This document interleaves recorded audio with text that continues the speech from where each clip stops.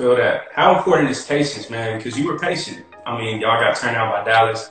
Y'all go to New York, work with Puff. Then I already know, like, working on albums sometimes that can take like months to even years. So how important is it to be patient and just pretty much, trust the process overall? Hey, man, it's, again, barbering. For me, I always had an opportunity to make money because if I moved to New York, I took my clippers with me. Not that I was licensed to barber in New York, but they always had to have a haircut. And sometimes, hell, a Puff would call and say, I need you to come to the office and cut my hair. And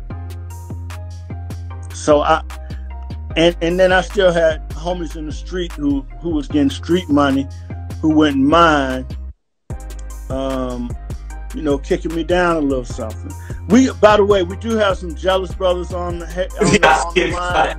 We got some comments about this shit here. You know what I mean? It's nothing I can do about that, baby boy. I just shampooed my shit before I got on here. Moisturized. Yeah, a little moisturized. What's up, Mr. White? So, yeah, like I just, by the time we moved to New York after getting all advanced, we was all broke. Wow. We was broke. Honestly, we were probably living off of, we were living off of our per diem, which was at the time $35 a day, $245 a week in the heart of Manhattan. Which is super expensive, yeah. Yeah, we walked to the studio and it took about a year to record our first album. Wow. Yeah. And sometimes I would I would take Greyhound from New York back to Atlanta just to get a break, just to get a break. Just me and 4 young dudes from Cleveland Avenue living on 56 and Broadway. It was tough. But I have to say that homies like Biggie, her homegirl Faith, Big Von Zip, rest in peace, the infamous gangster, Haitian Jack, them niggas would pop up and feed us and make sure that we ate. You know what I mean? Make sure that we ate, yeah, for sure. So I didn't get a chance to tell Zip thank you before he passed away. I hadn't seen him in years when he passed away, and you'll have to Google Zip, Von Zip. But I always wanted to tell him thank you for buying us them Westway turkey burgers. Yeah. Mike said, nigga, you came home to see Tina. This is true. This is true. That's what's up. Overall, in New York, how was that experience? Because I hear all the time that people say that it's actually harder to try to make it in New York. So what was that difference being like in a different city? How was that? New York is where I grew up. Okay. Well, moving to New York and being responsible for 4 young men at the same time, being totally responsible for 4 young men who, three of them probably had never even left the state, had never been on airplanes before. It was a huge responsibility, and it grew me up, having to driving since I was 16, and now having to catch cabs or having to walk to the store, walk to the corner store, and walk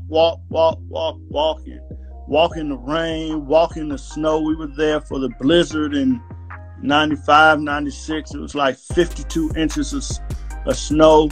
Like it grew me up, and the tenacity of New Yorkers, like the fight, the grit from New Yorkers, it really put a battery on my back, because after 3-4 months, we had become accustomed to, how to survive in New York City. They say if you can survive New York, you can survive anywhere, and I believe that.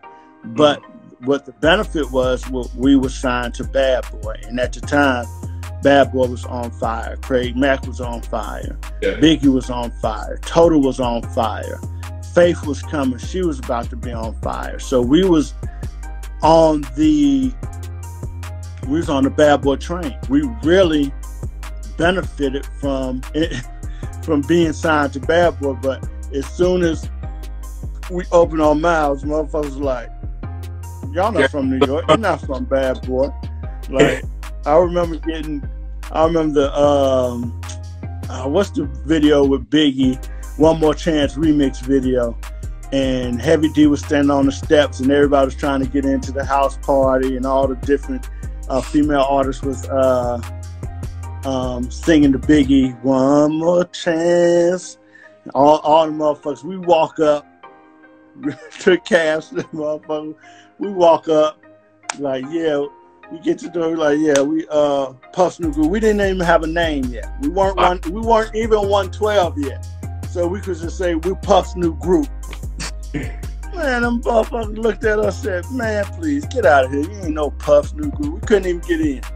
We couldn't get in the video shoot. But it was heartbreaking. Like, it was tough being the only Atlanta niggas in New York City. Wow. And representing Atlanta. Back then. Time where wasn't no Atlanta on no motherfucking radio in Atlanta. Wasn't no rappers from Atlanta on the radio. Yeah. Wasn't none of that. Wasn't happening. So we really had to represent the South Side like fiercely. Love that, you man. know? Like, yeah. Yeah.